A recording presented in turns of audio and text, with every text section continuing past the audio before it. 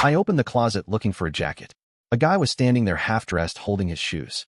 My fiancée didn't scream. She just sighed and said, "You're home early." And then, I came home early because a problem that should have taken all night collapsed in 30 minutes. A server issue at a client site unraveled itself once the real cause surfaced, and my manager waved me off with a shrug and a reminder that unused time did not earn medals. I drove back across the city in daylight that still felt borrowed, thinking only about grabbing a jacket and heading back out to clear my head. The apartment should have been empty. Brianna was not supposed to be home until late. The lock turned smoothly. Nothing felt wrong at first. The lights were off, the thermostat untouched, the faint smell of citrus cleaner still hanging in the air from the morning. The place looked staged the way it always did, as if no one truly lived there, only passed through. I walked straight to the bedroom, already mentally listing what I needed to grab before leaving again. The jacket was in the closet, the one behind the winter coats. I slid the door open without thinking. Someone was standing inside. Not hiding, not crouched. Standing upright, half-dressed, one shoe already on, the other held in his hand as if he had frozen mid-motion. He was close enough that I could see the crease in his sock, the faint scar on his ankle, the way his breathing stalled when he realized he was not alone. The first thought that landed was not anger. It was confusion. The closet was not deep. There was nowhere he should have been able to stand comfortably. Yet he looked practiced, positioned just right, like this was not the first time he had waited there. He did not speak at first. Neither did I. The silence stretched long enough to feel intentional. Then Brianna appeared in the doorway. She took everything in with one slow glance. Me standing there. The open closet. The stranger holding his shoes. She exhaled, long and flat, like someone dealing with an unexpected scheduling conflict. Her shoulders dropped, not in shame, but in irritation. She said I was home early. That was it. No raised voice. No scramble for excuses. Just mild annoyance, as if I had arrived before a meeting ended. The man shifted his weight, eyes flicking between us. He looked at Brianna for direction, not at me. That detail lodged itself deep and stayed there. She told him which stairwell to use. Not the main one. The side stairs, the ones that bypassed the lobby and the security desk. I had lived in that building for over a year and only learned about them when maintenance needed access. He nodded immediately, like he already knew the route. He slipped past me without brushing my shoulder, careful, efficient, already disappearing down the hall before the door even closed behind him. Brianna walked past me into the bedroom like nothing irreversible had happened. She adjusted the bedspread, straightened a pillow, and moved a folded shirt from the chair to the dresser. Her movements were neat, economical, purposeful. The room looked reset in seconds. I stayed where I was, still facing the closet, staring at the empty space he had just occupied. I asked who he was. My voice sounded distant, like it belonged to someone else. She said his name was Cole, and that this was not how she planned for me to find out. She did not say what I was finding out about.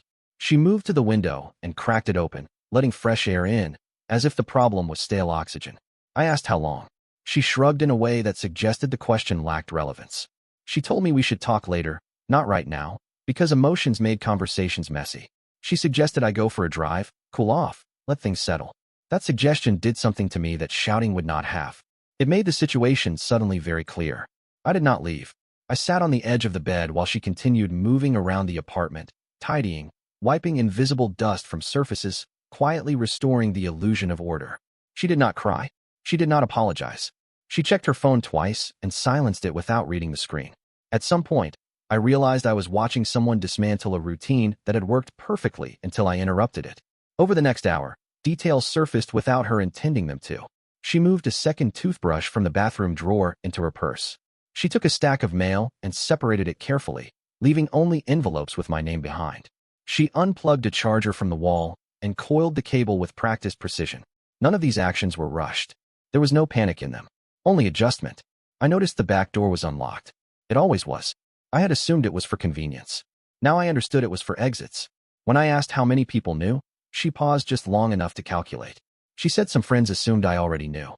Others thought we were complicated but stable. A few believed the engagement was symbolic, not final. The word symbolic echoed longer than it should have. She explained that things evolved, that she did not intend to hurt anyone, that life moved faster than intentions. The explanations stacked up, reasonable on the surface, but each one rested on the assumption that I was a background fixture rather than a participant. I asked if Cole knew about me.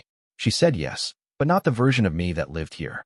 He knew a version that existed mostly on paper, a name on a lease, a shared account, a stable presence that made transitions easier. That was when the first real shift happened. I stopped asking questions meant to extract emotion and started listening for structure, for systems, for patterns. Cole had known when to arrive and when to leave. He knew which stairwell to use. He did not panic when he was discovered. He simply waited for instruction. That meant there had been rules. I asked how long this setup had been running. She said months, maybe longer, depending on how you defined it. I stood and walked through the apartment slowly, touching nothing, just looking. The coat rack by the door held an unfamiliar jacket, lighter than mine, cut differently. The fridge had drinks I never bought. The calendar on the wall had blocks of time marked vaguely, not with events, but with initials I did not recognize.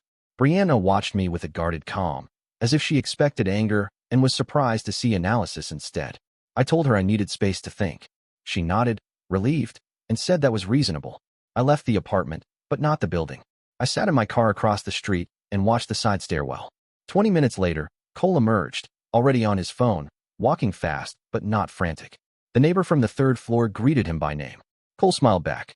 That was the moment the situation crossed from personal to systemic.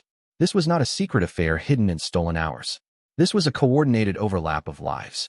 A quiet structure built to function smoothly as long as I stayed predictable. I drove away without turning the radio on, replaying the day in reverse. The early return. The unlocked door. The man waiting in the closet like a contingency plan. By the time I parked again, one thing was certain. What I had walked in on was not the end of something. It was the point where I finally saw the whole framework. And frameworks, once visible, could be dismantled. I did not sleep that night. Not because my thoughts raced, but because they lined up. By morning, the apartment felt different even before I stepped inside. The silence was heavier, not empty, but managed.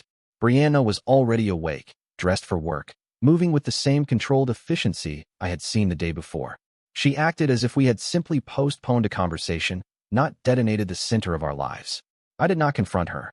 I did not ask questions meant to corner her. I asked practical ones. She answered them calmly, which made everything worse. She said she would be staying with a friend for a few nights. She said it was better that way. She said we both needed clarity. She packed only what she needed, which told me she had already decided what that was. When she left, she took her laptop, her passport, and a small lockbox I had never opened. She left the engagement ring on the kitchen counter, centered carefully, like a paperweight. I waited 10 minutes after the door closed before moving. The first thing I checked was the calendar. I had looked at it before, but now I examined it properly. The initials were not random. They repeated in patterns. Certain evenings blocked out weeks in advance. Certain weekends marked with overlapping letters. I pulled up my own work schedule and overlaid it mentally. The blocks avoided my late nights with precision. That was not coincidence. That was planning. I opened the shared banking app. I had always trusted it because nothing had ever looked wrong. The balance was healthy. Bills were paid. Savings were growing. But healthy did not mean honest. I exported the last 6 months of transactions and sorted them manually. Small transfers. Regular intervals. Always just under the threshold that would trigger notification preferences. Rent payments split between 2 payees, both labeled ambiguously. One address was ours. The other was not. I searched it and found a modest apartment 5 miles away, leased under Brianna's name. Utilities active. Internet installed. Parking pass registered. I drove there that afternoon. The building was unremarkable, the kind of place people used temporarily. The mailbox listed her last name only. No second name. No indication of anyone else. A woman from the adjacent unit stepped out as I stood there. She nodded politely and asked if I was looking for Brianna. She said Brianna was usually home later, but sometimes a guy came by in the afternoons. She described Cole without knowing his name. I thanked her and left before anything could settle. On the way back, my phone buzzed. It was Victor Hanley, someone I knew from a professional networking group Brianna attended occasionally. He asked if everything was okay. His message was vague in a way that suggested he already knew it was not. We met for coffee an hour later. Victor did not look surprised when I told him what happened. He looked relieved that the ambiguity was over. He said he had assumed I was aware of the situation, at least broadly. Brianna had spoken openly about needing flexibility, about managing transitions carefully, about not burning bridges before replacements were secure. Victor used the word replacements without realizing how it landed. He showed me photos from events I had never attended. Brianna standing next to people I did not know. Brianna introducing herself without mentioning an engagement. Brianna laughing in ways I had not seen in months. In one photo, Cole stood just outside the frame, cropped deliberately but unmistakably present. Victor apologized, not dramatically, but with the quiet discomfort of someone realizing they had been complicit by assumption. I drove home with the windows down. letting the noise of the city cut through the order forming in my head. Back at the apartment, I noticed more absences. Books missing from the shelf. Shoes gone from the rack. A framed photo turned face down instead of removed. Brianna was not erasing me. She was segmenting. That evening, I heard from Naomi Feld, a friend of hers I had always found polite but distant. She messaged to ask if Brianna was okay. When I told her we were dealing with something, Naomi hesitated, then admitted she thought I had agreed to an open arrangement temporarily. She said Brianna framed it as practical. She said it was not emotional, just necessary while careers stabilized. Necessary was doing a lot of work. I asked Naomi who else knew. She listed names carefully, avoiding specifics, but the picture was clear. This was not a secret hidden from everyone. It was selectively disclosed, shaped differently, depending on who was listening. I spent the night mapping connections. Who worked where? Who attended which events? Who had something to gain from Brianna appearing unencumbered while still anchored financially? Cole fit neatly into the gaps. He was not random. He was convenient. He lived close to the second apartment. He worked contract roles. He did not need permanence, just access. I checked my credit report before sleeping. Nothing was flagged, but the realization that it could have been made my stomach tighten. The next morning, I went to work and requested a meeting with compliance, framed as a precaution. I did not accuse anyone. I simply asked questions about verbal references, informal endorsements, and how often those created liability. The answers were sobering. I was not in trouble. Not yet. But I had been closer than I liked. When Brianna returned 2 days later to pick up more things, I watched her move through the apartment like a guest. She did not look at the calendar. She avoided the desk. She packed efficiently and left again. I did not stop her. That night, I sat alone and realized the affair itself had already become secondary. What mattered was the system built around it. The way people adjusted their expectations to accommodate a version of Brianna that worked for them. I had not been betrayed in a moment. I had been repurposed over time. By the end of the week, I had stopped thinking in terms of confrontation. I thought in terms of disengagement, of removing load-bearing assumptions. Because whatever Brianna had built depended on one thing remaining constant. Me staying where I was. And I was no longer willing to do that. Once a structure reveals itself, it keeps talking even when no one is trying to explain it. By the start of the second week, I stopped reacting to information and started anticipating it. That was the difference. When Brianna had lived inside my assumptions, every new detail felt like a shock. Now that those assumptions were gone, the details arrived with a kind of grim predictability. The first real confirmation came from Cole himself. He reached out through a number I did not have saved, but recognized immediately. The message was cautious, written as if he were negotiating terms rather than apologizing. He asked if we could talk briefly, not to clear things up, but to avoid misunderstandings. That phrasing told me everything I needed to know about how he saw the situation. We met in a public place near his apartment, not mine. He chose the location, which meant he believed control still mattered. He arrived on time, dressed carefully, carrying himself like someone used to conversations that determined access. He did not deny anything. He did not pretend confusion. He said Brianna had explained the situation early on. She told him I was financially intertwined but emotionally checked out. She told him the engagement existed because untangling it immediately would have destabilized everything else she was trying to build. Cole said he assumed I knew, or at least that I had agreed to some version of it. I did not argue. I let him keep talking. He said Brianna had timelines. Career timelines. Relationship timelines. Exit timelines. He said she believed overlap was inevitable and that managing it responsibly meant minimizing disruption, not avoiding complexity. He said my role was stability. That word surfaced again, this time without apology. Cole admitted something else casually, as if it were a minor detail. When he applied for a contract position through a vendor tied loosely to my company, Brianna had suggested mentioning my name as someone familiar with the environment. Not as a reference, not formally, just as reassurance. I felt something cold settle behind my ribs. I asked if he had used my name. He said yes, but only conversationally. He said it had helped smooth concerns about onboarding. That was when I stood up. I did not raise my voice. I did not threaten him. I told him he needed to document everything Brianna had told him, every instance where my name was used, and send it to me. I told him that if my employer asked, honesty would protect him more than silence. He hesitated, calculating risk. I told him the system Brianna built required everyone else to absorb damage quietly. I was no longer doing that. He sent the documentation that night. It was not explosive on its own. No forged signatures. No explicit fraud. Just enough blurred lines to make compliance uncomfortable. The next day, I had a conversation with my manager that was framed as preventive rather than reactive. I explained that my name may have been used informally in a professional context without my consent. I asked for guidance on documentation. The word guidance opened doors accusation would have slammed shut. Compliance initiated a quiet review. No one panicked. No one accused. But the tone shifted.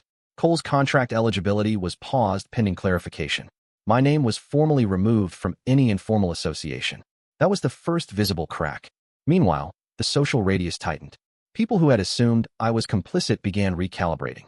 Naomi stopped responding to messages entirely. Victor became careful with his words, asking before mentioning Brianna's name. Invitations I had not known existed disappeared without explanation. Brianna noticed. She called for the first time since leaving. Not to argue, to assess. She asked what I had told people. I said nothing specific. I said I had corrected inaccuracies when they involved me. She accused me of destabilizing things unnecessarily. That word again. She said transitions required patience. She said sudden corrections created collateral damage. She said I was acting emotionally, even though my voice had not changed. I told her that I was no longer participating in narratives built without my consent. She went quiet, then asked if I was trying to punish her. I said consequences were not punishments. They were outcomes. That ended the call. 2 days later, the second apartment imploded quietly. Not through eviction or drama, but through math. Without the shared account buffering it, the numbers no longer worked. Brianna tried to renegotiate, asked for time, leveraged goodwill. It did not hold. Cole distanced himself carefully, not out of anger, but out of exposure awareness. His role had always been conditional. Once conditions changed, so did his presence. That left Brianna facing a problem she had delayed by design. At work, her promotion stalled. Not officially. No one said no, but the momentum evaporated. Background reviews flagged inconsistencies in self-reporting. Not lies, just omissions stacked too neatly. She called again, this time less composed. She said I knew how much was riding on timing. She said I could have waited. She said I had always been patient before. That was the most honest thing she had said. Patience had been mistaken for permission. I told her I was disentangling finances completely. I told her the lease would revert to my name alone. I told her shared accounts would close within the week. She asked where she was supposed to go. I said that was no longer my problem to solve. The fallout did not arrive all at once. It rippled. Friends chose sides quietly, or chose distance instead. Professional overlaps dissolved without comment. The engagement ring remained on the counter until one day it was gone, taken without ceremony. By the end of the third week, the structure that had seemed so carefully engineered looked fragile from every angle.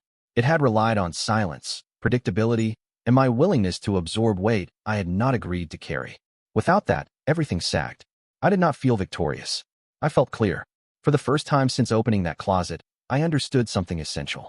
What Brianna had built was never designed to last. It was designed to hold just long enough for her to step into something else. And I had finally stepped out of the frame. By the fourth week, the noise died down. Not because things improved, but because there was nothing left to argue about. Silence replaced urgency, and silence has weight. I finalized the separation the same way everything else had unfolded, through systems, not scenes. Accounts closed. Automatic payments reassigned. The lease amended. Utilities transferred. Each step was small on its own, but together they dismantled the infrastructure Brianna had relied on to keep her life flexible without friction. The apartment changed almost immediately. Not emotionally, physically. The drawers stayed closed. The calendar came down. The coat rack held only my jacket again. The space stopped being optimized for exits. At work, compliance concluded its review without fanfare. No accusations were issued, but documentation was tightened. Policies clarified. Informal endorsements discouraged. Cole's contract eligibility was formally withdrawn, not as punishment, but as procedure. He sent one final message acknowledging the outcome and wishing me well, the tone of someone relieved to have escaped deeper damage. I did not reply. Brianna tried to regain footing elsewhere. Friends first, then family, then professional contacts. The problem was not that people rejected her outright.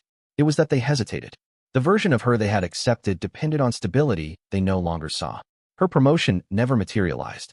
No official rejection came. Just delays layered until opportunity expired. She framed it publicly as a strategic pause. Privately, she asked if I would reconsider how much distance I was creating. I did not respond. The second apartment was vacated within 6 weeks. The neighbor I had spoken to mentioned seeing movers one afternoon, quiet and fast. Brianna did not leave a forwarding address. Socially, the narrative shifted without anyone steering it. The story people told themselves changed as new information settled. The engagement was quietly reclassified from unfortunate to misleading. Invitations stopped including her name. Events adjusted guest lists without explanation. People who had once assumed I knew everything now avoided eye contact when we crossed paths. That avoidance was telling. One afternoon, Victor reached out to apologize again, this time more directly. He admitted he had mistaken consistency for consent. He said watching the fallout forced him to reconsider how often people accept convenient explanations rather than verify them. I appreciated the honesty. It did not repair anything, but it clarified the landscape. Months passed without drama. That absence became the final outcome. Brianna attempted one last conversation near the end of summer. She asked to meet, framing it as closure. I agreed, not because I needed it, but because I was curious whether anything remained unsaid. We met in a neutral place. She looked tired, not devastated, but worn down by sustained recalibration. She spoke carefully, measuring each sentence. She said she never intended to hurt anyone. She said overlapping phases had felt unavoidable. She said she believed managing complexity quietly was kinder than confrontation. I listened without interruption. When she finished, I told her intent mattered less than architecture. I told her systems built on partial truths eventually collapsed because they required others to remain passive. I told her she had mistaken my reliability for consent and my patience for agreement. She asked if I hated her. I said no. I said hate required ongoing investment. That ended the conversation. In the months that followed, life simplified. Not dramatically. Practically. Work stabilized. Relationships recalibrated. I found myself noticing how often clarity reduced effort rather than increasing it. What stayed with me was not the shock of opening the closet, but the calm that followed once everything visible aligned with reality. The consequences were not explosive. They were structural. Brianna lost the ability to manage overlapping versions of herself because the anchor that made overlap possible withdrew. Cole lost access to opportunities that relied on borrowed credibility. Friends learned the cost of assuming silence meant agreement. And I learned something quieter. Predictability is not weakness. But when others treat it as a resource rather than a choice, withdrawing it is not revenge. It is correction. The life I walked back into after everything settled was smaller, steadier, and entirely my own.